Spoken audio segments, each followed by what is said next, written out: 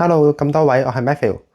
平時大家喺香港街頭都會見到有啲人揸住個手推車執紙皮、執鐵罐去回收。可能有好多人都會覺得其實係執到幾多錢嘅呢？但係今次我同阿爸咧就唔係執紙皮啦，而係即將係會執我哋喺英國屋企維修同埋平時儲落嘅爛銅爛鐵，一次過攞去回收。結果我哋竟然收到412磅70p 喎！冇錯，係400幾磅，換翻做港幣嘅話咧，就真係4000幾蚊港紙啦。除此之外，如果想繼續留意我哋屋企嘅裝修進度嘅話，就記得 comment、like、share 同埋 subscribe 啦。今日咧，我哋就嚟咗 Liverpool 嘅 S Lawton 呢一個嘅廢棄回收場啦。呢一間咧，其實係我哋當地其中一間最大型嘅金屬回收公司嚟嘅。咁由於我哋自己亦都係第一次去啦，首先就去咗 reception 嗰度通知翻職員，我哋係嚟賣一啲嘅廢棄金屬。之後職員就會叫我哋駛去第二個入口。我哋嗰陣咧就需要着住一件嘅熒光反光嘅背心，同埋戴翻一個嘅安全頭盔先至可以入到去。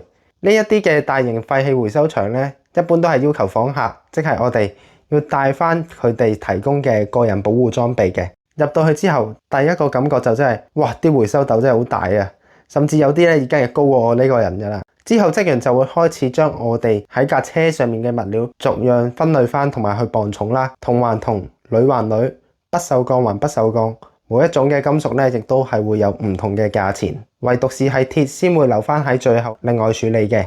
全部分類都完成咗之後，職員咧就係會俾翻一張嘅 receipt， 俾翻一張嘅收據俾我哋，上面咧亦都係列明咗每一個金屬嘅重量、每噸嘅收購價同埋實際嘅金額。睇翻呢一張單，其實最值錢嘅真係銅喎。而家就分享一下究竟每一種嘅金屬喺我哋呢度可以賣到幾多錢啦。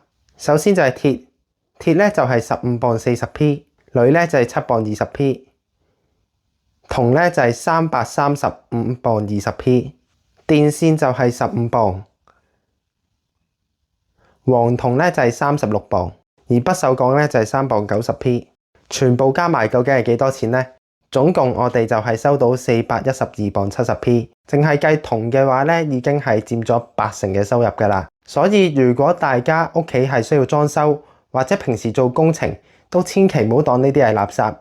好多時候咧，最值錢嘅反而係嗰啲銅啊、水喉啊、電線啊同埋一啲嘅黃銅。開完張收據之後，職員就會叫我哋去另外一邊，將剩低嗰堆嘅爛鐵咧就放喺一個大型嘅區域。成個流程完成咗之後，大概等1個鐘左右，最後職員就會同翻我哋講，佢係會以銀行轉賬嘅方式將呢一筆嘅款項之後過數翻俾我哋。一般咧就需要等1至2個工作天就可以收到噶啦。老實講啦，我以前咧都成日覺得呢啲嘅爛銅爛鐵只係垃圾嚟嘅啫。今次係我人生第一次咧去拎呢一啲嘅廢棄金屬去回收啦。連我阿爸喺英國亦都係第一次去，佢話之前幫其他客拆完嘢之後咧，都係擺喺門口嗰度，冇幾耐咧就會有啲人拎走嗰啲金屬噶啦。今次去完之後，我先知道原來只要識得分類，所謂嘅垃圾亦都係有佢哋嘅價值嘅。對我嚟講，今次最大嘅收穫咧，就唔係賣到幾多錢，而係學識咗一樣嘢，就係好多我哋以為冇用嘅嘢，對其他人嚟講，其實可能仲好有用添。所以如果你準備裝修又或者清理舊屋嘅話咧，咁就唔好一股腦咁樣就諗住去垃圾站嗰度全部抌晒佢，不妨睇清楚先。可以回收嘅就回收，如果仲有人用得到，放喺門口送俾其他有需要嘅人咧，當做一種善事都好啊。個原因就係因為可以減少浪費，亦都可以令到呢啲嘅物件有第二次嘅生命。咁嘅話何樂而不為呢？今次呢條片就嚟到呢度啦，咁我哋下一條片再見啦，拜拜。